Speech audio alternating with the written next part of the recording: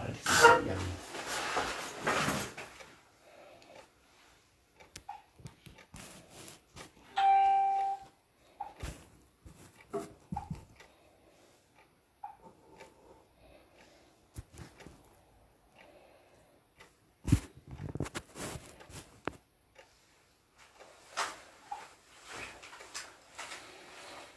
Buenas tardes, santitos y santitas. Hoy, en el miércoles de formación espiritual, tenemos un tema demasiado bonito, demasiado profundo, y quisiéramos que sea un tema donde todos podamos participar con respecto al montón de resoluciones que esto nos puede dar. Es un tema tan importante que a nivel de iglesia nos sirve mucho tener presente, a nivel de personas, hombres y mujeres que quieren aprender un poquitito más sobre lo que es la iglesia en sí. Pues aquí es parte de esta enseñanza que vamos a tener el día de hoy. Espero poder tomar todo, porque es un solo tema con diferentes cosas importantísimas. Entonces necesitamos como que ojalá este tiempo que tengamos hoy lo aprovechemos para poder hablar de todo un montón, porque la verdad que no es solamente de todo un poco, es de todo un montón de tanta información que por ahí tenemos y que vale mucho la pena. ¿Qué tema es el de hoy? Bueno, el tema que vamos a tratar hoy se llama sucesión apostólica. ¿Qué es la sucesión apostólica? De acuerdo a la mejor definición que hay, es las personas después de los apóstoles que siguieron con toda, primero la enseñanza y la prédica de Jesús, que ese fue el objetivo número uno de esta sucesión apostólica, y segundo, que los apóstoles a quien les imponían las manos tenían esta sucesión, que es tan importante porque significa que después de Jesús, los apóstoles siguieron las enseñanzas de Jesús, estos a su vez mandaron a otros a que siguieran predicando la enseñanza, y al pasar de un momento a otro momento a la historia hasta el día de hoy, a este signo o a esta visión de iglesia se le llama sucesión apostólica. ¿Cuál es qué es lo que queremos rescatar? Bueno, queremos rescatar algo muy importante, y es cuando escuchamos todos nosotros, sacerdotes, obispos o religiosos, que cuando usted realiza algún sacramento, nada más le dicen, eso no es válido. No es válido porque no tiene sucesión apostólica. Entonces, santitos y santitas, ¿qué tenemos que hacer? Hoy vamos a aprender un poquito de todo para darnos cuenta que la sucesión apostólica es tan necesaria y especialmente es tan importante en la vida de todo creyente católico. Porque igual los hermanos no católicos, como los protestantes, que más les conocemos después de 1517 con Martín Lutero, en la gran reforma protestante, que eso lo vamos a ver ahorita también, pues se quiera o no, Lutero como sacerdote, digamos que fundó otra iglesia, con otro pensamiento, con otra filosofía, como queremos llamarle. ¿Qué pasa con esto? Bueno, pasa que al Martín Lutero separarse de la iglesia por sus 99 tesis, llegamos al momento en que Martín Lutero tenía sucesión apostólica, y en el momento que se separa, esa sucesión no se quita, sino que lo sigue a él hasta su muerte. Quiere decir que, aunque se haya separado de la iglesia romana, Martín Lutero mantenía sucesión apostólica. Con eso también les digo que todo lo que Martín Lutero, excomulgado, excluido, rechazado, como queramos llamarle, que pasó con Martín Lutero, todo lo que Martín Lutero hacía era válido, porque tenía sucesión apostólica. Con eso voy al preámbulo del inicio. Quiero que sepamos todos que antes de que nosotros critiquemos o dejemos de escuchar a un sacerdote que nos diga que ello es válido, lo otro no es válido, santitos y santitas, primero preguntemos, ¿tiene sucesión apostólica? Porque si tiene sucesión apostólica y verdaderamente consagrado, ordenado el ministro, todo lo que realice es válido. Así que vamos a empezar con la palabra sucesión, lo que sucede después de.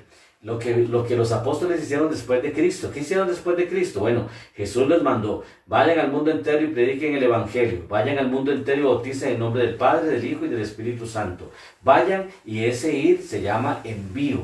Se llama envío porque Él está mandando a sus primeros apóstoles a que cumplan la labor o la tarea que Jesús tenía. Solamente esos tres pasos, el envío, predicar y bautizar, ya teníamos el envío de la sucesión apostólica. Pero como los apóstoles no duraron por muchos años, estos a su vez tenían discípulos, que entonces a los discípulos los envían también a diferentes tareas. Una cosa antes de entrar al tema que quiero que quede muy claro es que nosotros en la palabra vamos a conocer que Jesús, estando aún que con sus apóstoles, manda a otros 72 también a predicar la palabra. A esos 72 le llamaron discípulos, pero como Jesús no se había ascendido todavía, esos discípulos, aunque no con imposición de manos, Jesús también les dio a esos 72 sucesión apostólica. Y más adelante vamos a ver que también envía 102, que también fuera de los apóstoles, fuera de los discípulos, envía 102 con sucesión apostólica. Quiero decir que con este asunto bíblico que vamos a darnos cuenta que no eran solamente los 12 que seguían a Jesús. Ahora, esos 12, que también vamos a aclarar en este preámbulo, nos dice la palabra que uno de ellos, Judas, se quita la vida porque se sintió como que defraudó al maestro. Él se desaparece humanamente de la vida de los apóstoles, quedan 11, y en Hechos de los Apóstoles nos habla muy claro cuando ellos mismos dicen que no es bueno que se dediquen a la administración y a la predicación. Entonces que escogieran entre ellos a un hombre, ¿verdad?, para sustituir al que ya no estaba entre ellos, que era Judas.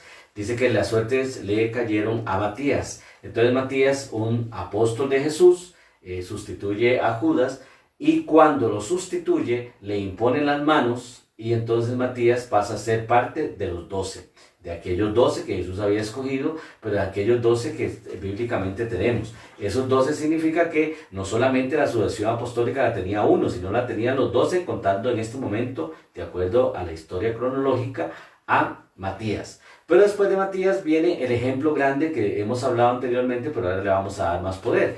El ejemplo de Lucas. Lucas, que era un médico que conoce a María, quiso conocer a Jesús por medio de María, y resulta que Lucas se hace llamar apóstol de Jesús, que aunque no conociera a Jesús, fue parte de los 12. Quiere decir que donde Lucas estuviera, también había sucesión apostólica. Luego vamos a ver en la historia, en el capítulo 9 de Hechos de los Apóstoles, donde nos habla de la aparición de Saulo. Saulo, aquel hombre que era de Tarso, que iba precisamente para Damasco a perseguir a los cristianos con autoridad, porque era un hombre muy importante. Y resulta que cuando cae, tiene ese encuentro con Jesús, se va para entrar a la ciudad de Damasco, llega a la casa de Simón, y entonces llega Ananías, el sacerdote de Jesús, a bautizarlo, y el que recibiera a Jesús como su Señor y Salvador. Pero antes de eso ya Jesús había hecho un trato con Saulo. Ese Saulo, que nosotros después vamos a conocer como Pablo, también tenía sucesión apostólica. Quiere decir que de aquellos 12 que llegó a multiplicar o a sumar Matías, se suman ahora estos dos, Lucas y Pablo. O sea, son 14. Pero cuando vemos en el Evangelio de Lucas también, 4 mujeres están muy fuertes, seguidoras de Jesús, y esas 4 mujeres también tenían parte de la sucesión apostólica. Cuando Jesús en la cena dijo, cada vez que hagan esto, háganlo en conmemoración mía, donde nosotros por fe sabemos que instituyó la Eucaristía, no solamente la instituye con esos 12 que estaban en el momento, ahí no aparecía todavía ni Matías, ni Lucas, ni Pablo.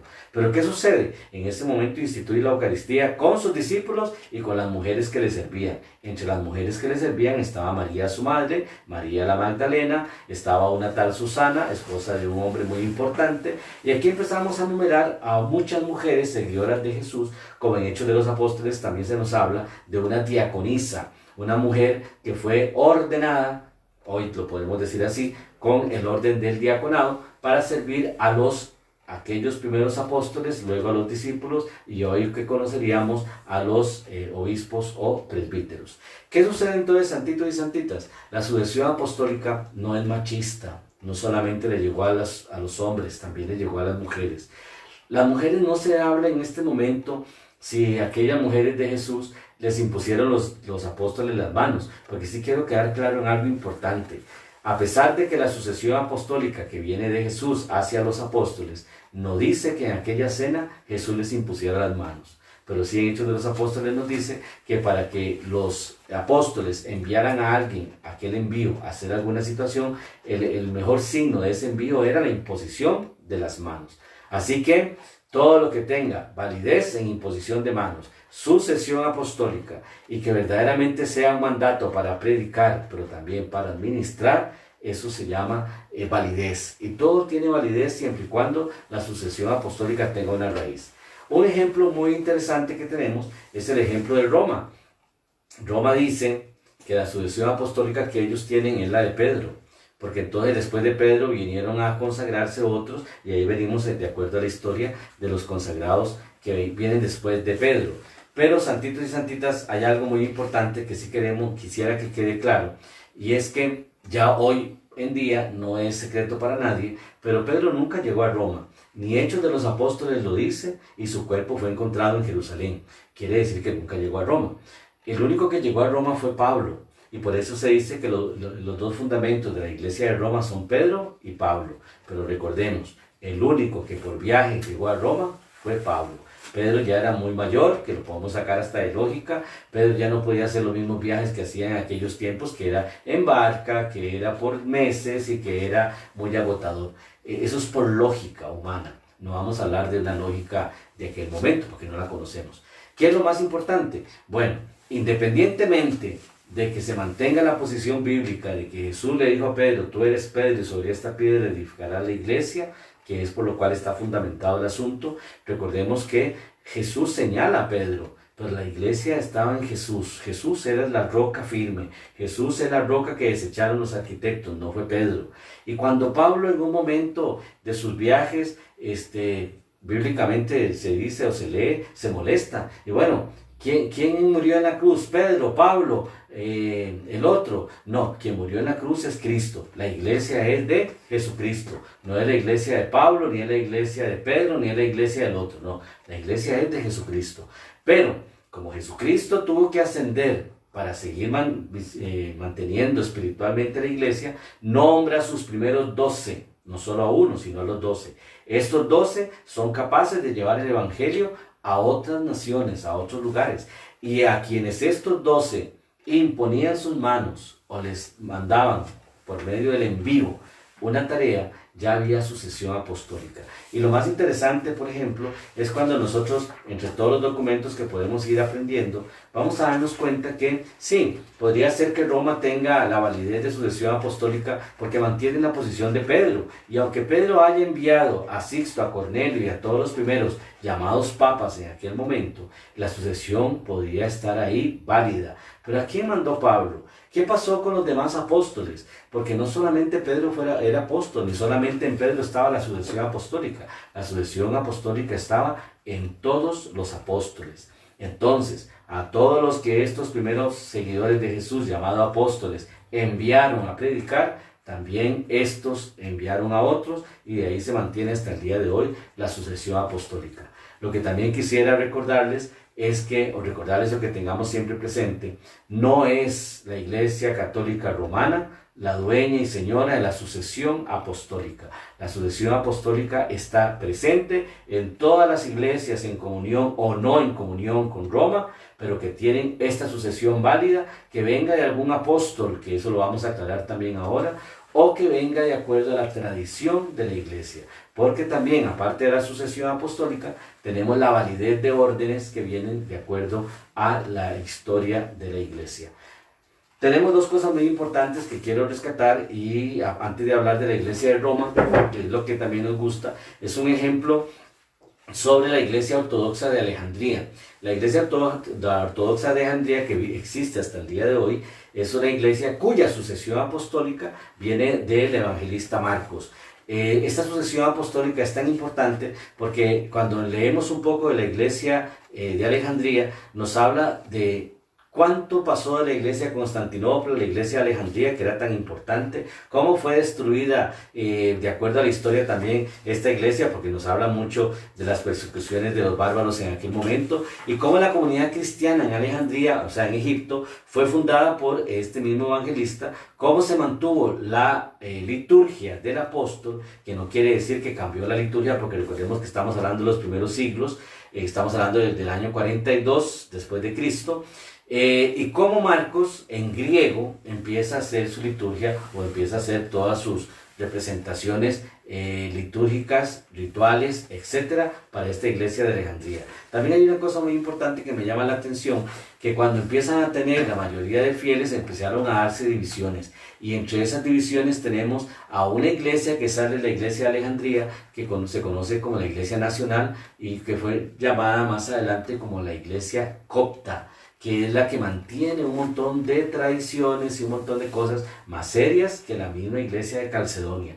Luego más adelante vemos que se arma un segundo grupo, después de la iglesia copta, viene la iglesia melquita, que desde el año 538 empiezan a existir todas las estructuras patriarcales, que es el patriarca es el representante humano de cada una de esas iglesias ortodoxas. El patriarca es el que representa lo que Roma llamó a su sumo pontífice, papa. Tenemos muchas iglesias ortodoxas y en esas especialmente vamos a darnos cuenta cómo estos patriarcas de Roma, llamados papas, fungen como todo patriarca cabeza de estas iglesias coptas, de Alejandría, la iglesia de Moscú, que la conocemos, la iglesia de Grecia, de Jerusalén, y todas las grandes iglesias ortodoxas que verdaderamente viven en comunión, cuya sucesión apostólica es muy válida, y donde el obispo de Roma actual, Francisco I, está entrando en comunión con estas iglesias ortodoxas por la validez de sus órdenes, pero también por la seriedad de su tradición. La iglesia de Alejandría rompe con Roma en el Cisma de Oriente, que fue en el año 1054.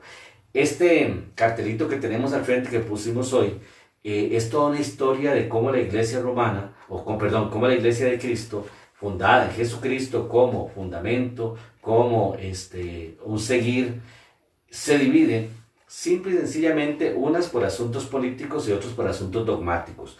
La iglesia de Alejandría se rompe con Roma en el Cisma de Oriente de 1054, siendo patriarca de Alejandría, dividiendo también a Constantinopla, pero su ruptura definida con Roma fue hasta muchos años después.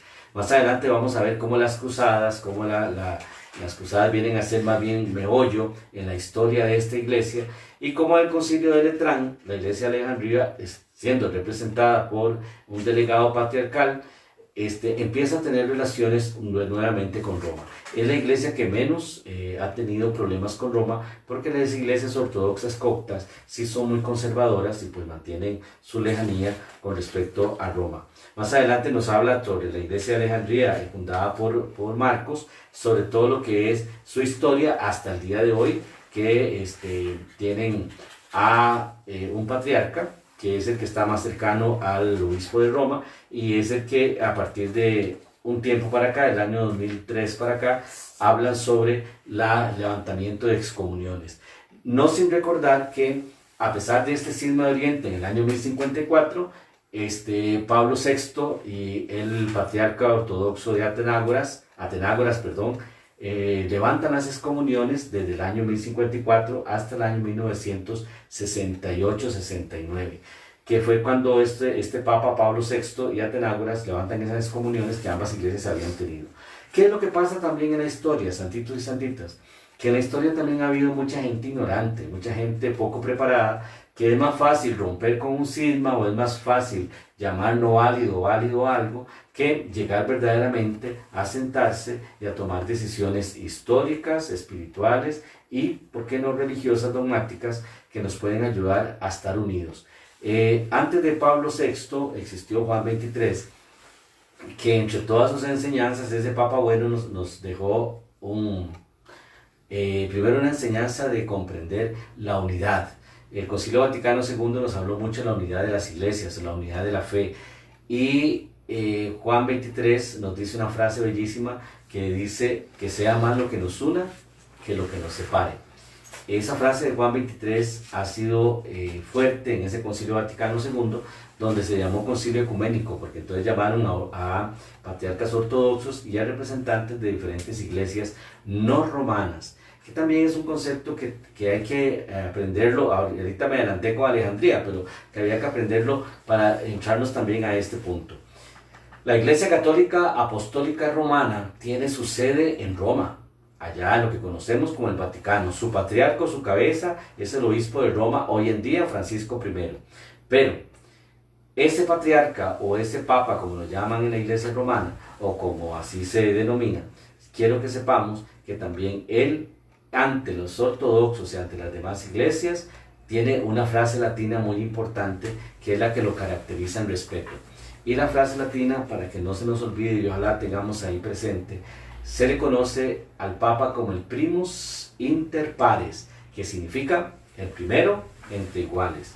Ni manda el Papa a todas las iglesias, ni los patriarcas mandan al Papa. El primus inter pares significa primero entre iguales. Primero para la iglesia de Roma, como lo es Bartolomeo para su iglesia ortodoxa, como lo es cada patriarca para sus diferentes iglesias. Somos primus inter pares, el primero entre iguales.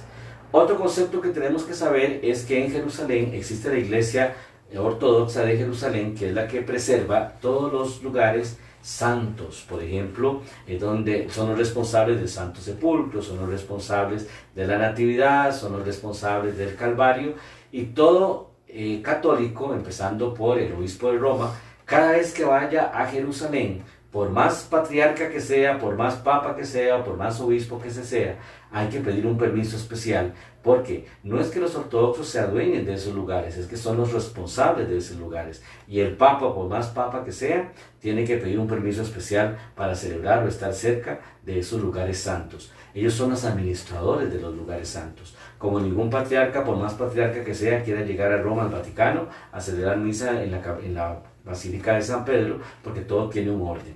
¿Qué sucede con este orden? Pues nos damos cuenta de la validez que tienen también estos patriarcas y el respeto que también se merecen. A tal punto que, así como al Santo Padre, la Iglesia Romana le llama su santidad, también existe entre los patriarcas el concepto de su santidad. El patriarca de cada iglesia ortodoxa es un sumo pontífice, es una santidad para ellos. Y no solamente en el aspecto cristiano, veámoslo también con los Dalai Lamas, son santidades, son maestros ascendidos, iluminados, que tienen la potestad, ya sea de parte de Dios o de los hombres, para estar en esa posición en la cual se encuentran. Esas santidades, esos maestros iluminados, son los que guían hoy a toda la filosofía o el pensamiento espiritual más que religioso. El problema en la historia es que todos estos títulos que se dan se dieron más que todo por asuntos políticos, ni tan siquiera ninguno es por asuntos espirituales, ni mucho menos religiosos. El Papa es el rey soberano de la Iglesia Romana, el patriarca, rey soberano de su Iglesia Ortodoxa, y ellos como reyes soberanos tienen cerca suyos a súbditos. En la Iglesia Romana se conocen como cardenales. En la Iglesia Ortodoxa tenemos archimandritas, tenemos obispos, tenemos mitrados, tenemos un montón de títulos también muy importantes, de los cuales pues vamos a ir aprendiendo de acuerdo a la historia. ¿Qué pasa con este? Espero que sigamos en el preámbulo todavía. Santitos y santitas, no llamemos nunca, y esto ojalá que nos quede también para la vida, no llamemos nunca que mi iglesia es la única y la verdadera, fundada por A o por B, porque ninguno de los santos profetas que hemos tenido en nuestra historia vinieron a fundar iglesias. Ni Jesucristo fundó una iglesia, ni Mahoma fundó una iglesia, ni Buda fundó una iglesia. La iglesia fueron fundadas por sus seguidores. Y después, no es hoy historia de iglesia, pero sí les voy a dejar de tarea que busquen en historia de la iglesia verdaderamente cuando fueron fundadas muchas iglesias. Ningún profeta, Jesús, Mahoma ni Buda vino a fundar iglesias, porque como buenos profetas sabían que muchas veces los fundamentos de algo venía a ser división de muchos, y eso es lo que hoy estamos viendo. Si usted no pertenece a esta iglesia, lo que usted haga no es válido. Bueno, eso es lo que queremos hoy aclarar. Toda iglesia con sucesión apostólica y la Eucaristía válidamente consagrada es una iglesia particular. Eso dice un documento romano firmado por el obispo de Roma, Juan Pablo II, y el decreto completo se llamaba Dominus Jesus. Esto está en el apartado número 17 de Dominus Jesus, que nos habla de que toda iglesia particular quiere decir que no esté plenamente cercana a Roma. Con la sucesión apostólica válida y la Eucaristía válidamente consagrada, se conoce como iglesia particular. Quiere decir que dentro de esa iglesia particular hay validez de órdenes. Aunque Roma, aunque el arzobispo de su país, aunque el ignorante cura de su pueblo diga que no es válido. Lo que a veces decimos es lo que otros nos han dicho. Y hay gente que repite como lora las cosas que le dicen sin un fundamento histórico, teológico, ni mucho menos bíblico. Hablar es muy fácil, lo estoy haciendo yo. Hablar es muy fácil. Lo más difícil es cuando tengo que hablar una verdad y la verdad tiene que estar fundamentada. Voy a tomar una reflexión, ahora sí entrando en materia, del presbítero Jorge Omar Silva Flores. El padre Jorge Omar Silva hace toda una investigación precisa, concisa y maciza de la aproximación histórica sobre la validez de órdenes de los sacramentos de las iglesias no romanas. Y lo más interesante del padre Jorge Silva es que toma el texto bíblico de Marcos en el capítulo 9, versículos del 38 al 40. Textualmente dice: Juan le dijo: Maestro, hemos visto a uno que expulsaba demonios en tu nombre y que no nos seguía, y se lo hemos prohibido. Entonces Jesús les dijo: No se lo prohíban, porque ninguno puede hacer milagros en mi nombre y luego hablar mal de mí. El que no es nuestro adversario está con nosotros. Palabra de Dios. Marcos 9, del 38 al 40. Nos parece necesario realizar algunas reflexiones acerca de este tema, para evitar permanecer en el error y ayudar a que otros sean instruidos en el error, como tan frecuentemente pasa entre los cristianos que no resultan capaces de cuestionar aquello que les es enseñado por sus clérigos.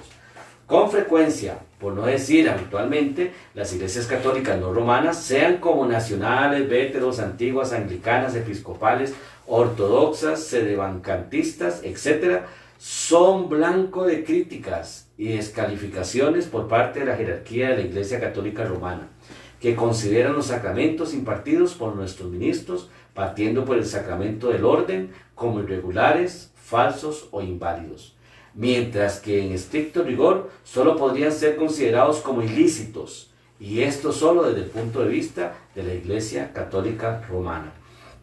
Solo esta frase nos está diciendo algo que todos hemos experimentado. Se bautiza un niño en la misión San Pablo en nuestra iglesia y ya el cura empieza que eso no es válido, que el sacramento no es válido, porque el cura no es válido, porque el cura es falso, porque el cura un montón de cosas. Es el cura que repite como lora lo que otros dicen. Pero cuando usted le manda una cartita, o lo llama o le manda a decir: explíquenos qué es verdaderamente la validez de sacramentos, explíquenos lo que es la sucesión apostólica, se quedan enclochados y no pueden hablar del tema, porque es más fácil repetir que investigar. Es más fácil decir 4 tonteras que decir una verdad. Y ya con este asunto, santitos y santitas, ya vamos a tener la primera posición con respecto a la sucesión apostólica. Los sacramentos se llaman irregulares, falsos o inválidos para ellos, pero el verdadero nombre es ilícito para la iglesia romana. Pero díganme ustedes si lo pensamos desde un punto de vista frío. Yo tengo que pedirle permiso a una iglesia para poder recibir un bautismo, cuando el bautismo Jesús lo mandó por medio de sus apóstoles para que en su prédica y en su práctica sea lo que Él mandó a que nosotros, los que quisiéramos seguirlo a Él, nos bautizáramos. Pero ¿en qué momento Jesús le dio prioridad a una iglesia para que fuera la que dijera si era válido o no era válido? Yo quiero que, por segundo, ya le dejé la primera tarea, la segunda tarea, búsquenme en el Nuevo Testamento, más fácil en los Evangelios, donde Jesús dice que este sacramento que llamamos hoy, o que esta posición del bautismo era válida para una o para otra iglesia. Quiere decir que si Pedro bautizaba era válido, pero si bautizaba Lucas no era válido. Y los dos eran apóstoles. Quiere decir que Cornelio, que era un seguidor de ellos, cuando bautizó no era válido porque no era apóstol. Ahí es donde empiezan a verse los argumentos de que esto simple y sencillamente es un aspecto político, es un aspecto de membresía. Bautizaron en otra iglesia, no pertenece a nosotros, entonces no es válido. Santito, yo no necesito bautizarme para ser parte de una iglesia, yo necesito bautizarme para ser parte del cuerpo místico de Cristo. Y cuando yo logro ser parte del cuerpo místico de Cristo, no debemos ver el título que aquella iglesia tiene, sino tengamos presente siempre a quién le servimos, no los que se sirven diciendo si es falso, irregular o inválido. Tan fácil como es mejor hablar si hay validez de sucesión y hay validez del sacramento. El clero romano argumenta al respecto que tanto los obispos como los sacramentos de las comunidades eclesiales no romanas no son reconocidos como católicos, en tanto no están en comunión con el obispo de Roma. Sin embargo, si fueran clérigos católicos romanos y fueran capaces de reflexionar sobre ciertas cuestiones, nos daríamos cuenta que claramente es un error afirmar que el no estar en comunión con la sede romana redunda en la no validez de los sacramentos impartidos por ministros de comunidades no romanas. Vamos de nuevo. Si el ministro es válidamente consagrado u ordenado, todo lo que ese ministro consagrado u ordenado realice es válido, aunque un ignorante romano diga que no. Porque vamos de nuevo a la membresía. Si no es parte de nosotros, no es válido. No les importa tanto el asunto del sacramento, ni les importa tanto el asunto de que atraigamos personas. Simplemente, si no son parte de ellos, no es válido. Vamos a aprender algo más adelante, más fuerte. En primer lugar, hemos de considerar la recíproca que se cita al inicio de este texto. El mismo Señor Jesús, cuando sus discípulos se ufanan de que han censurado a un personaje de quien no conocemos el nombre, que expulsaba demonios en el nombre de Jesús, aun cuando no pertenece al grupo de los 12 y ni siquiera al grupo más amplio de los discípulos del Señor, les indica no hacerlo, no prohibírselo. De hecho, este texto podemos entender que el maestro no censura la existencia de otros, que moviéndose fuera del ámbito de sus discípulos, actúan en su nombre. Es más, hasta podríamos considerar de que estos versículos se pueden desprender que el Señor no cuestiona la existencia de grupos distintos al de los 12. Por otro lado, el mismo texto nos debe hacer reflexionar acerca de la eficacia de los sacramentos y su acción salvífica, que no depende de quien administra los sacramentos o los sacramentales, como en el caso de la expulsión de demonios, sino de la pura y sola gracia de Dios. Es por el poder tremendo del santo nombre de Jesús, en el cual se realizan los actos sacramentales, que estos tienen eficacia. Por lo tanto, la validez de estos no está supeditada al sometimiento de una determinada jurisdicción. No es Roma la que me tiene que decir a mí si es válido o no es válido. No es el arzobispo de una diócesis quien me dice si es válido o no es válido. No es el cura de la parroquia el que dice si es válido o no es válido. Es simplemente la pura y sola gracia del Señor y la intención con la cual aquel sacramento se está realizando. Aquí viene un juego de fe, viene un juego de entrega, viene un juego de confianza. Y si hay personas que en este momento no comulgan con la iglesia romana, pues buscarán otra iglesia en la cual sentirse bien. Porque la salvación, santitos y santitas, no depende de la iglesia romana. Porque si dependiera de ellos y de la acción y el testimonio que ellos dan, tendríamos que buscar los infiernos muy cerca de nosotros. Pero la salvación no depende de la iglesia romana, ni mucho menos el aprobar o no aprobar algún sacramento. También hemos de detenernos en una consideración respecto al sentido, significado más profundo de la palabra iglesia y católica.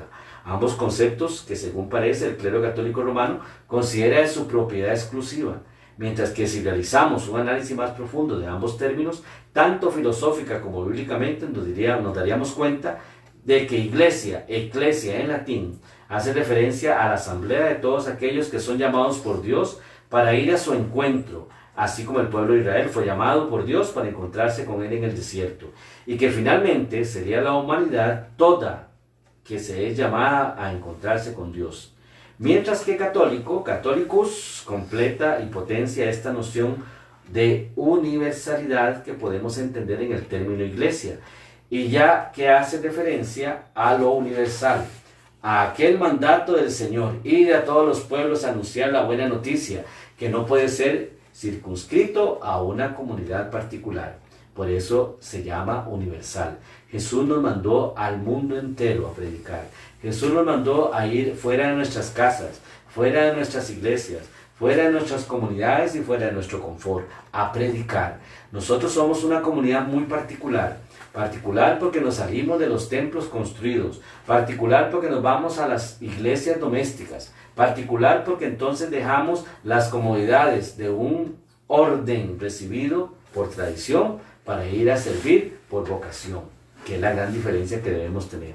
Al parecer, durante los primeros siglos, estos conceptos e ideas fueron claramente entendidos por la comunidad cristiana, que se expresa claramente respecto a la validez de los sacramentos conferidos por ministros herejes y cismáticos, salvo casos muy excepcionales, como podemos leerlo en los siguientes textos. Y aquí vamos a tomarlo del Padrecito textualmente.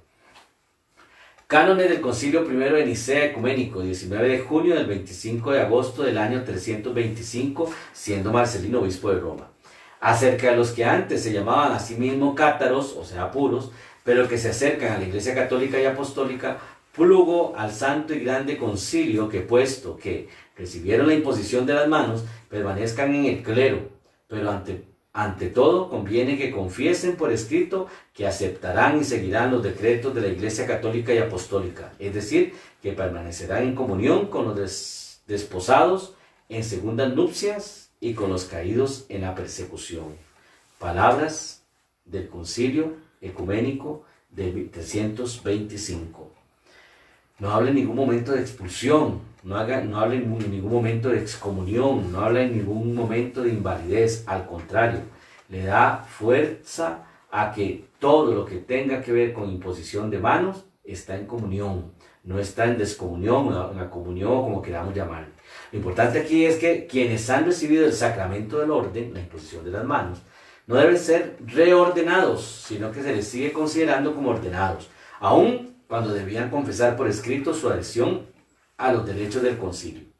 Otra carta, Exordium Pontificatus Mei, de Anastasio II, obispo de Roma, al emperador Anastasio I hacia finales del año 496. Todo esto lo podemos buscar en Google, en la historia de la Iglesia, que es muy interesante. Según la costumbre de la Iglesia Católica, reconozca tu Sacratísima Alteza, que a ninguno de estos a quienes bautizó Acacio o a quienes ordenó, según los cánones sacerdotales o levitas, les alcanzará parte alguna de daño por el nombre de Acacio, en el sentido de que acaso parezca menos firme la gracia del sacramento, por haber sido transmitida por un inicuo. En efecto, el bautismo, aunque administrado por un adúltero o por un ladrón, llega como don intacto al destinatario, ya que aquella voz que se hizo sentir a través de la paloma excluye toda mácula de sordidez humana. A través de ella se declara y dice: este es quien bautiza, porque si los rayos de este sol visible, al pasar por los más fétidos lugares, no se mancilla por la virtud de aquel que hizo este sol visible, puede conferirse por indignidad alguna al ministerio. Por esto también este administrado mal o bueno, así solo se dañó, porque el sacramento inviolable que por él fue dado, obtuvo para todos los otros la perfección de su virtud.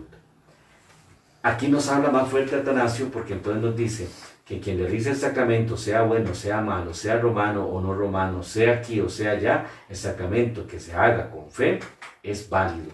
Y bueno, aquí pues no forma el montón de cosas negativas que puede tener un ministro, solo habla de que sea adúltero o ladrón. Bueno, el ladrón lo mantenemos, pero adúltero. No importa quién realice el sacramento, lo importante es la fe con que aquel sacramento se esté recibiendo. Nadie que va a bautizar a su hijo pregunta a la iglesia si el cura es puro, santo, casto, inmaculado o es, ¿verdad?, lo más perfecto que existe. Hoy quienes bautizan, un montón de sacerdotes con un montón de defectos, pero que cuando bautizan se revisten de Jesucristo para que aquel sacramento que se vaya a realizar verdaderamente no solamente sea válido, sino sea espiritualmente recibido. Pero ¿cuántos curas pedófilos han bautizado? ¿Cuántos curas adúlteros que se han metido con sus secretarias, con las catequistas o con las muchachas de su pueblo que tienen hijos, han realizado los sacramentos? Santitos y santitas, los pies puestos en la tierra, como siempre se los he dicho. Si verdaderamente la historia o validez de los sacramentos, de acuerdo a la historia de la iglesia, impidiera que todas las gentes que realizan los sacramentos en malas acciones sean inválidos, ninguno de nosotros tendríamos la validez de nuestros sacramentos. Porque nuestros curas que nos dieron los sacramentos, algún error tenían. Y aún así, la iglesia no visualiza ese error, o Jesucristo, que es el que más nos importa, porque la iglesia no me importa tanto que valide o no valide, es Jesucristo. Jesucristo nos llama a servirle, no nos llama a que seamos perfectos, a servirles. Nos llama a la santidad, sí, pero a la santidad acompañada de buenas obras, de cosas grandes. Ese sacerdote que bautiza, no sabemos qué hizo la noche anterior del bautismo, en el momento antes del bautismo, que va a ser después del bautismo. Lo importante es que está confiriendo el sacramento del bautismo a un futuro hijo de Dios ya por adopción, y el sacramento viene a ser la fuerza de lo que se está recibiendo. También dice Atanasio que es costumbre de la iglesia que el bautismo, así como el orden sacerdotal, deben entender los demás sacramentos, son válidos y tienen eficacia, por cuanto la gracia del sacramento no merma por haber sido administrado por un inicio, el don de la gracia sacramental llega intacto a pesar del ministro. Por eso les vuelvo a repetir, santitos y santitas, el que ustedes me digan que fueron bautizados por un santo, puro y casto sacerdote, por favor me avisan dónde y yo lo voy a buscar, porque eso no existe. El sacerdote que me bautizó a mí, que bautizó a mis hermanos, a la gente que conozco y todo, pudo haber sido muy buenos en el momento, pero yo no soy quien para andar buscando su vida, sus errores o sus defectos. Lo más importante es buscarlo para agradecerle que gracias a su ministerio sacerdotal me hizo a mí parte de la iglesia, hijo de Dios por medio de la adopción filial, que es el sacramento del bautismo, y realizó en mí su labor vocacional, sacerdotal o de servicio. Me dio el sacramento del bautismo, y yo tuve la bendición de que el sacerdote que me bautizó a mí, Dixon González, con él hice la primera comunión, él me incitó a la confirma y fue el que me empujó a la vida sacerdotal. Hoy no está entre nosotros en persona, pero sí es una persona que verdaderamente fue un hombre santo que tuvo su señora, que tuvo su hijo, que lo amó sobre todas las cosas, porque ya el Padre no vive entre nosotros, pero que fue mi ejemplo de padre, de sacerdote, de pastor, etc.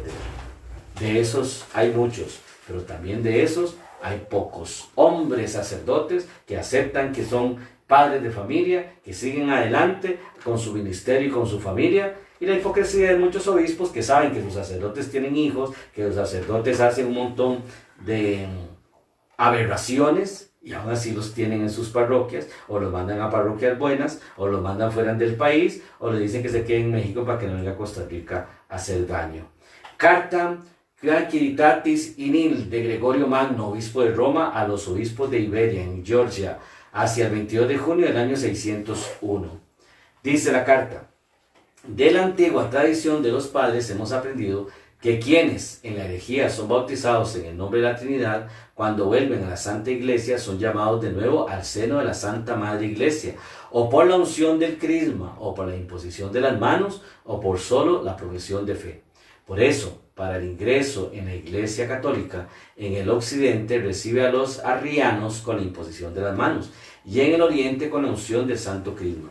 En cambio, acoge a los monofistas y a los demás solo con la profesión de fe, porque el santo bautismo que recibieron entre los herejes, entonces alcanzan ellos la fuerza de purificación cuando se han unido a la fe santa y a las entrañas de la Iglesia Santa y Universal. Sin duda alguna, nuestra santidad recíbelos a los neotorianos convertidos en su comunidad. Consérvales sus propias órdenes, a fin de que no poniéndoles por nuestra mansedumbre contrariedad o dificultad alguna en cuanto a sus propias órdenes, los arrebatará de las fauces del antiguo enemigo. Esta carta escrita por Gregorio Magno nos dice una vez, aunque sea en el año 601, la imposición de las manos, la importancia que tiene, los sacramentos de iniciación cristiana como el bautismo y el orden, la unción del crisma y la profesión de fe.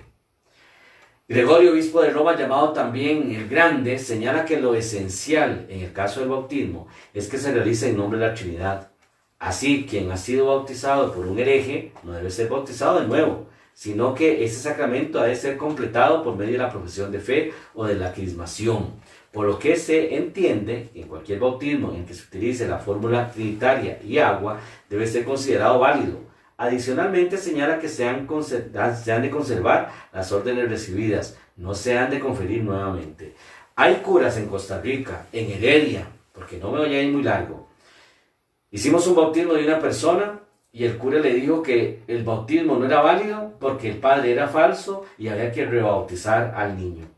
Gregorio, obispo de Roma, dice muy claro que el bautismo que se realiza en nombre de la Trinidad, así como quien ha sido bautizado por un hereje, no debe ser bautizado de nuevo, sino que este sacramento ha de ser completado por medio de la profesión de fe o de la crismación, por lo que se entiende que cualquier bautismo en el que se utilice la fórmula trinitaria y el agua debe ser considerado válido, no se ha de conferir nuevamente. ¿Por qué será que los curas son tan ignorantes? ¿Por qué será que tienen pastores, obispos tan tontos? ¿Cómo puede ser posible que una persona que se ha preparado por 8 años o más, que ha leído todo el resto de su vida, porque el cura nada más se dedica a eso, un cura, un sacerdote, un obispo, un pastor, sean tan ignorantes entre toda su preparación para decirle no es válido y tiene que rebautizarse, cuando la historia de la iglesia nos está diciendo que si se usa simple y sencillamente el nombre de la Trinidad y el agua como signo, ya ese sacramento, ese bautismo es válido. ¿Qué necesita hacer para purificarse, para que sea más válido? La profesión de fe y la crismación. Y santitos y santitas, hasta el día de hoy, Misión San Pablo y Cali y todas las iglesias con sucesión apostólica válida, de Eucaristía válidamente consagrada, bautizamos en el nombre del Padre, del Hijo, del Espíritu Santo, crismamos, llamamos a la profesión de fe y hacemos que ese niño nazca en la iglesia de Jesucristo, no en una iglesia romana, no en una iglesia institucional, sino en la iglesia de Jesucristo. Pero nos acompañan los signos, la validez, la profesión de fe, la crismación y el agua. Este sínodo de Letrán del año 1060, bajo Nicolás, obispo de Roma, también nos dice: acerca, empero, de aquellos que no por dinero, sino gratis, han sido ordenados por los simoniacos, puesto que la cuestión ha sido de tiempos atrás largamente ventilada. Queremos desatar todo el nudo de duda, de suerte que sobre este punto no permitimos a nadie dudar en adelante. Permitimos que permanezcan en las órdenes recibidas los que gratis han sido ordenados por los mismos simoniacos. Simoniacos era una visión también de iglesia en aquel tiempo. Sigue la historia. Este sínodo lateranense nos señala que este es un tema que ha sido tratado ampliamente con austeridad y nos señala la doctrina que profesa la fe al respecto. La ordenación conferida por un obispo simoniaco a quien no ha dado dinero por su ordenación debe ser considerada válida, y los ordenados deben ser considerados como tales y conservar las órdenes recibidas sin necesidad de que las reciban nuevamente. O sea que son válidas y no tienen que repetirse. Dice el sínodo de Guastalla, octubre del año 1106, bajo Urbano II, obispo de Roma: desde hace ya muchos años, la extensión del imperio teutónico está separada de la unidad de la sede apostólica. En este cisma significa división, se ha llegado a tanto peligro que con dolor lo decimos. Es tan grande extensión de tierra, apenas se hallan unos pocos sacerdotes autéricos católicos. Cuando, pues, tantos hijos yacen entre semejantes ruinas, la necesidad de la paz cristiana exige que se abran en este asunto las maternas entrañas de la Iglesia. Instruidos, pues, por los ejemplos y escritos de nuestros padres, que en diversos tiempos recibieron en sus órdenes a noacianos, donatistas y otros herejes, nosotros, dice el Papa, recibimos en su oficio episcopal a los obispos del predicho imperio que han sido ordenados en el cisma, a no ser que se pruebe que son invasores, simoniacos o de mala vida. Lo mismo constituimos a los clérigos y de cualquier orden a los que su ciencia y su vida recomienda. Habla el Papa Urbano II. Sigue la historia. Este sínodo reitera lo que ya hemos visto en los textos anteriores. Es doctrina cierta e histórica de la Iglesia, que los obispos, sacerdotes y otros miembros del clero que han recibido sus órdenes por parte de quienes son considerados herejes y cismáticos son recibidos sin perder su estado, ni el grado del sacramento del orden que hayan recibido. Por lo tanto, las ordenaciones y en consecuencia los demás sacramentos impartidos por los que son considerados herejes y cismáticos por la jerarquía romana son válidos, según los ejemplos y escritos de los padres. Lo único que obsta para que se le tenga por válidamente ordenados es que pruebe su mala vida o que son simoniacos. En el mismo sentido de los textos anteriores citados, se refiere a los padres de la Iglesia como San Jerónimo, que señala: si el que bautiza en su fe herética no puede dañar al bautizado, tampoco el que en su fe herética hace la ordenación del sacerdote. O sea, aunque sea un hereje quien esté ordenando, el orden o el sacramento recibido sigue siendo válido. Sigue la historia. La gracia de los sacramentos, especialmente de aquellos que imprimen carácter, bautismo, confirmación o orden sagrado, no depende de quien lo administre, esté o no en comunión con una determinada sede, o que sea un pecador o sea indigno.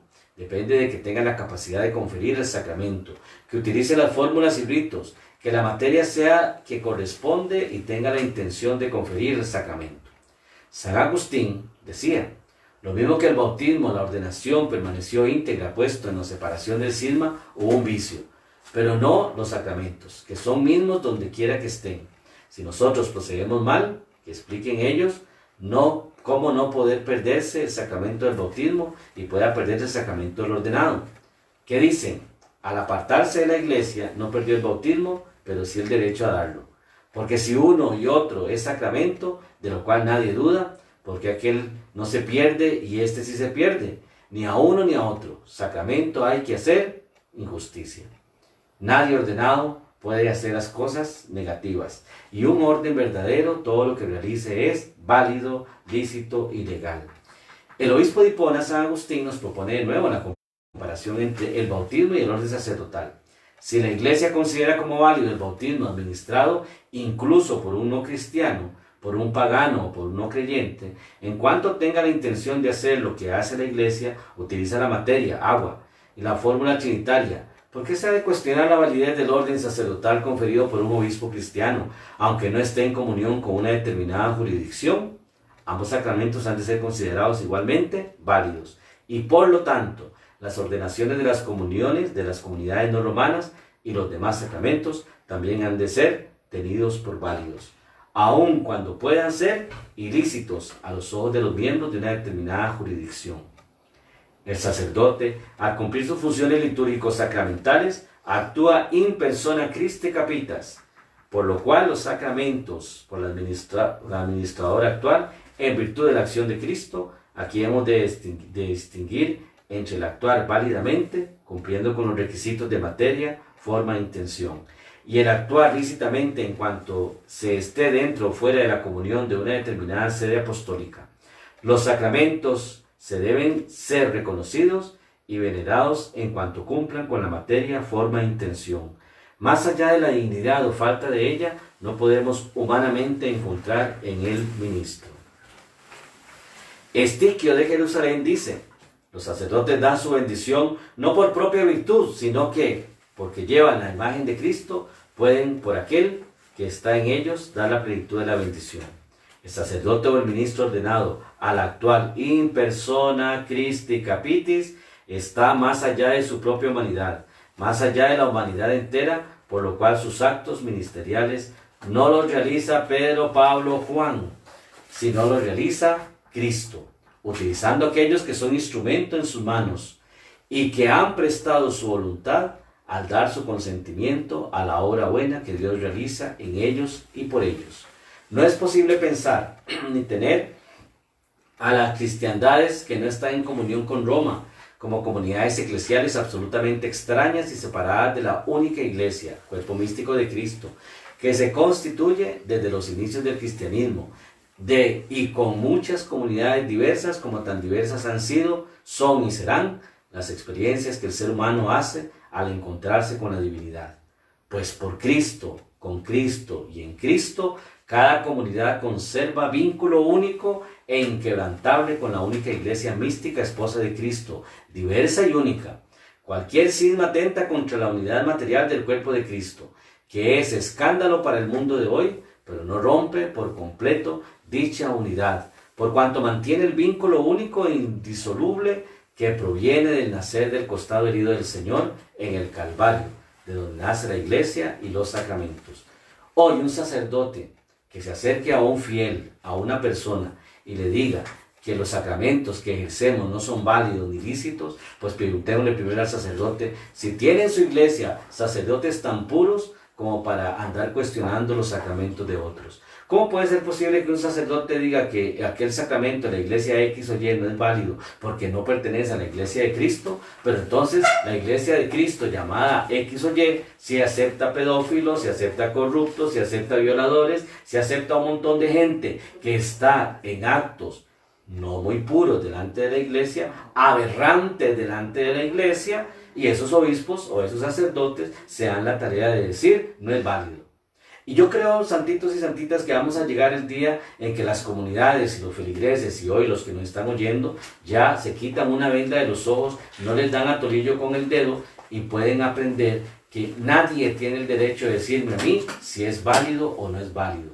mi validez me la da Jesucristo. Después de Él, la validez del orden sacerdotal que tengo encima. Y después de eso, si mi orden sacerdotal por la sucesión apostólica es válido, todo sacramento que yo realice es válido. Y quiero también decirles, santitos y santitas, si el día de mañana alguien les dice no es válido, pues entonces que nos diga quién tiene la plenitud moral, espiritual y social para decir es válido o no es válido. De este modo, los obispos que por haber recibido la imposición de las manos de otro obispo, por contar con una línea de sucesión apostólica válida, tienen la potestad de confirmar y ordenar, así como los presbíteros, en plenitud también de su orden, tienen la de conferir los sacramentos, que no están reservados a los obispos. Dichas potestades no pueden ser anuladas por el mandato o falta de mandato por parte del obispo de una sede determinada, o por estar o no dentro de la determinada jurisdicción, o por estar o no en comunión con determinada comunidad eclesial u otra.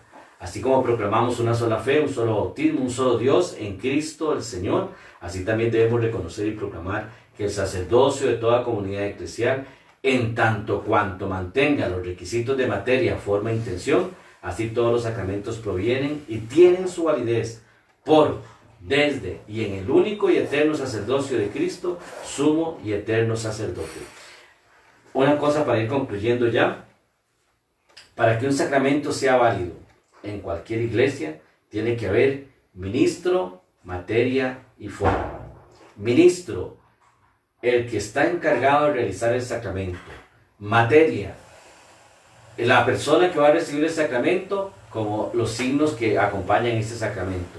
Forma, el ritual por el cual estamos ejerciendo el sacramento que estamos ofreciendo en ese momento. Ministro, materia y forma. Para que un sacramento sea válido, tienen que existir esas tres cosas. Ministro, materia y forma. Nunca se les olvide. Ministro, sucesión apostólica válida, válidamente ordenado, consagrado, o lo que queramos llamarle como para darle más validez. Materia, quien está recibiendo el sacramento, pero los signos que acompañan también ese sacramento. Forma, el ritual que por tradición la iglesia utiliza para que aquel sacramento sea más que válido. León XIII, obispo de Roma, decretó la invalidez de las órdenes anglicanas por defectos en la forma y la intención. Sin embargo, respecto a esta cuestión volvemos al asunto de la normalidad, que en ningún caso es una nota fundamental de iglesia, no porque sea inválido para la comunidad que depende jurídicamente del obispo de Roma, porque una cosa es Roma y otra cosa son los anglicanos, una cosa es Roma y otra cosa es Cali, una cosa es lo que diga Roma y otra es la que digamos nosotros. Lo es orbe. Por otro lado, las órdenes de la comunión anglicana fueron: 1. Conferidas en su raíz por obispos válidamente ordenados para Roma. 2. Cualquier falencia fue subsanada, por sí decirlo, suponiendo que en algún momento no fueron conferidas por obispos válidamente ordenados por algún defecto en la forma de su ordenación, por medio de la imposición de las manos por parte de obispos ortodoxos y veterocatólicos. De hecho, se comenta que es muy apreciado en el mundo anglicano el contar con la mano holandesa en una ordenación o en una consagración episcopal anglicana. Y aquí, santitos y santitas, tenemos ahora ¿quién es la misión San Pablo? ¿Quién es Icali? Icali también cuenta con una sucesión apostólica, como lo hablábamos anteriormente, siguiendo la tradición de la imposición de las manos por medio de los apóstoles. Y esta sucesión nos ha llevado a nosotros a comprender la validez de nuestras órdenes. Por ejemplo, la sucesión apostólica de Cali, de la misión San Pablo de nuestra iglesia, nace del apóstol San Pablo, teniendo entre sus sucesores al patriarca de Roma, al Papa Clemente XIII, sucediéndolo a otros obispos como el cardenal brasileño don Joaquín Alcoverde de Alburquerque, Cavalgante, que ordenó obispo a don Sebastián Leme da Silveira Sintra, electo cardenal el 30 de junio de 1930, el cual ordenó obispo a don Carlos Duarte Costa, y fueron sus asistentes consagrantes don Benito Pablo Alves de Sousa y don Adalberto Galvez de Borbao Preto. Don Carlos Duarte Costa ordenó obispo a don Atilao José Vargas, quien ordenó obispo a don Luigi Macolo, quien ordenó obispo a don Dilmar Correa da Costa, quien ordenó obispo a la Iglesia Católica Antigua Reunida de Brasil a don Elías Giacomo dos Santos, quien ordenó arzobispo primado de la Iglesia Ortodoxa Libre de Costa Rica, América Central de las Antillas, don Pablo José de la Espriella Torres, el día 15 de abril de 1990, en la fiesta de Pascua de Resurrección, siendo obispo consagrante don Dolindo de Oliveira Matías y don Joao Hidalgo Bancino. Esta sucesión apostólica está basada en la ordenación episcopal de nuestro obispo don Pablo de la Espriella con la Iglesia Católica Reunida de Brasil, pero también fue ordenado obispo en la Iglesia Católica Apostólica Ortodoxa del Patriarcado de Alejandría de manos del patriarca don Constantino Espirón, primado Odanik y Herat, el 2 de junio del 93, siendo su concelebrante don Antonio de Toronto Metropolitano, de Canadá Monseñor Charles, de Orlando Monseñor Metropolitan y de Florida el reverendo Serafín Marión Cardosa. Al recibir las órdenes sagradas, el diaconado y el subdiaconado de nuestra iglesia, de esta iglesia ortodoxa, hace que la sucesión apostólica antes mencionada respalden, haciendo válidas y legales las actividades eclesiásticas al orden del presbiterado que ejercemos. Y por la gracia de Dios, y habiendo orado mucho, durante mucho tiempo, nuestra ordenación episcopal se realiza el 27 de junio del 2006, siendo obispos consagrantes don Pablo de la Espriella Torres, arzobispo primado de la Iglesia Ortodoxa Libre del Patriarcado de Alejandría, y en comunión con la Iglesia Reunida de Brasil, sucesión de Monseñor Carlos Duarte Costa. Segundo obispo consagrante, don José Moisés Moncada Quevedo, obispo auxiliar de la Iglesia Veterocatólica de Colombia, y al tercer consagrante, el Monseñor don Carlos Gómez Herrera, obispo de la Iglesia Misionera Apostólica Ortodoxa de Costa Rica en aquel momento.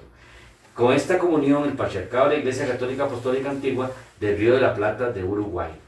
Esta consagración nos elevó al arzobispado primado el 22 de julio del 2006, donde recibimos esta autorización eclesiástica por medio de los obispos Osvaldo Orozco Cañas, obispo auxiliar de la Iglesia Católica Ortodoxa Libre Iberoamericana, de Monseñor Byron de Ford, del obispo diocesano de Old Catholic Shore, y del reverendo Monseñor Ronald Steinhardt, obispo diocesano de la Católica Church. Y aquí nosotros, pues también, después de fundar la Iglesia Católica Apostólica Libre Iberoamericana, lo que conocemos como ICALI, por la gracia de Dios, se consagra también como obispo auxiliar de nuestra iglesia el 12 de diciembre del año 2010 a Monseñor Rodrigo López Chávez, siendo su consagrante principal o presidente Monseñor Dixon González Zúñiga, por la gracia de Dios, arzobispo primado de Cali, Costa Rica, Monseñor Higinio Alas Gómez, arzobispo primado de la comunidad de Nuestra Señora de Guadalupe y presidente de CONFEL, y Monseñor Steven Blas Colón Rivera, arzobispo primado de la Iglesia Rey de Reyes en Estados Unidos y presidente de Comunicar. Todas estas ordenaciones, todas estas consagraciones fueron realizadas por sucesión apostólica válida y con obispos válidamente consagrados. Concluimos, y quiero concluir con con este cartelito que tenemos al frente de esta mesita. ¿Qué es la sucesión apostólica entonces? La historia de la iglesia viene, como lo decíamos anteriormente, la iglesia de Roma se separa de la iglesia de Alejandría en el cisma de Oriente del año 1054. La iglesia griega se separa de la iglesia católica. En el siglo X, nacen los coptos y los armenios. En el año 1457, en el siglo IV, nacen los husitas. En el siglo V, nacen los menonitas y los anabatistas. En el siglo XVI, especialmente en 1517, inicia la Reforma Protestante y nace la Iglesia Luterana. En 1536 nace la Iglesia Reformada. En 1539 nace la Iglesia Anglicana. En el siglo XVII, en el año 1650, nacen los cuáqueros, que eran los congregacionistas independientes, y nacen los bautistas. En el siglo XVIII, en 1725, nacen los viejos o antiguos católicos. En 1939, los conocidos como veterocatólicos, desde el año 1700 a 1739. Los veterocatólicos, pues de cuya sucesión nosotros la tenemos de Portugal y la tenemos de Colombia. En el siglo XIX, en el año 1827, los daristas le dan nacimiento a los adventistas. En 1868 nace la Iglesia Libre y en 1878 nace el Ejército de Salvación. En el siglo XX, del año 1990 a 1993, nace la Iglesia Libre Iberoamericana. En 1993, como Iglesia Ortodoxa de Alejandría de Miami, en 1992 como Heterocatólica de Portugal por medio del obispo Reviva, y en el año 1990 nace ICAP con Monseñor Carlos Duarte Costa, de las cuales las 3 sucesiones, la ICALI o Nuestra Misión San Pablo, cuenta con dichas sucesiones. ¿Cómo concluimos? Vamos a concluir con la historia. Si los apóstoles, seguidores primeros de Jesús, tenían sucesión para enviar a otros, esos otros han llegado hasta el día de hoy para que nosotros también tengamos la potestad de parte de Jesucristo de ser otros Cristos, de ser verdaderamente los que administremos los sacramentos que cada quien y cada uno de ustedes tiene o espera. Santitos y santitas, todo sacramento que realice cualquier iglesia con sucesión apostólica es válido, aunque Roma no lo quiera aceptar y aunque sigamos teniendo obispos ignorantes y curas tontos que nada más repiten lo que los demás les dicen. Si hay otro sacerdote que sale diciendo que la iglesia no es válida y que los sacramentos no son válidos, pues mandémoslo a estudiar, que estudie sucesión apostólica, que estudie historia de la iglesia, pero no una iglesia romana, porque siempre va a seguir siendo inquisidora, va a seguir siendo una iglesia que va a seguir cometiendo errores, y uno de ellos es hablar lo que no es. Y como lo hablábamos ahora en la historia del padre Jorge, que me llamó mucho la atención su reflexión, búsqueme un sacerdote que ejerce un sacramento siendo casi santo. No existe. Entonces, no es tanto quien ejerza el sacramento, es quien lo recibe con la fe y la confianza con la cual recibe el sacramento que les están imponiendo. Santitos y santitas, sucesión apostólica, validez de toda orden o de todo sacramento que yo recibo. Así que a partir de hoy sigamos estudiando, sigamos entendiendo. No seamos ignorantes en todo lo que nos digan, ni tampoco, santitos, todo lo que nos dicen es palabra de Dios. Hay que empezar a estudiar, hay que empezar a investigar y hay que empezar a llenarnos de mucha información. La persona ignorante es la que se queda con lo que le dicen. La persona sabia e inteligente es la que busca información. Así que les invito a que hay mucho de sucesión apostólica. Aquí saqué varios resúmenes. Uno de ellos muy importante de José Fabio Quesada, que es miembro de nuestra iglesia. Lo estamos convenciendo para ver si se ordena con nosotros. Don Fabio Quesada es teólogo de la Universidad Nacional en Costa Rica y nos hizo un resumen lindísimo de lo que es sucesión apostólica. Pero lo más importante de don Fabio en su resumen es que la misión San Pablo e ICALI, de acuerdo al estudio que el teólogo hizo, todo lo que realice es válido. Así que a mí no me preocupa si el cura dice que no es válido, el obispo dice o la otra dice. No se preocupen, santitos. Cada vez que alguien me diga que algo no es, antes de hablar investigo. Antes de dar mi posición, me lleno de información. No nos dejemos ir con todo lo que nos dicen. Y vuelvo de nuevo para concluir con el asunto. Dice que un sacramento se recibe sin importar el ministro. Por eso vuelvo. El ministro que bautizó a su hijo es puro, santo, casto. No, no existen. No existen. El obispo que confirmó a su hijo es santo y puro. No existen. Y si me dicen que es de la capital, de la arquidiócesis, menos le digo que existe. Pero santitos, aunque tengamos nuestros errores, nuestras faltas y nuestros defectos, nosotros no ejercemos los sacramentos por cuenta propia. Los ejercemos en el nombre de Jesús. Y cuando el sacerdote se reviste de sacerdote, se reviste de Jesús. Así que oremos siempre por los sacerdotes, oremos siempre por nuestras vocaciones, oremos por nuestra iglesia para que siga creciendo como Jesús, en sabiduría, en entendimiento y en gracia delante de Dios y de los hombres. Y que cada uno de nosotros, santitos y santitas, empecemos a ser más sabios e inteligentes y no nos dejemos guiar por lo que nos dicen, investiguemos. Para eso hay muchos medios para los cuales hacer. Los espero mañana, jueves, si Dios lo permite, a las 10 de la mañana en nuestro tiempo santo, el viernes a las 3 de la tarde en la Coronilla de la Divina Misericordia, y el sábado a las 10 de la mañana la misa en honor a Nuestra Señora del Perpetuo Socorro, patrona de nuestra misión y de nuestra iglesia.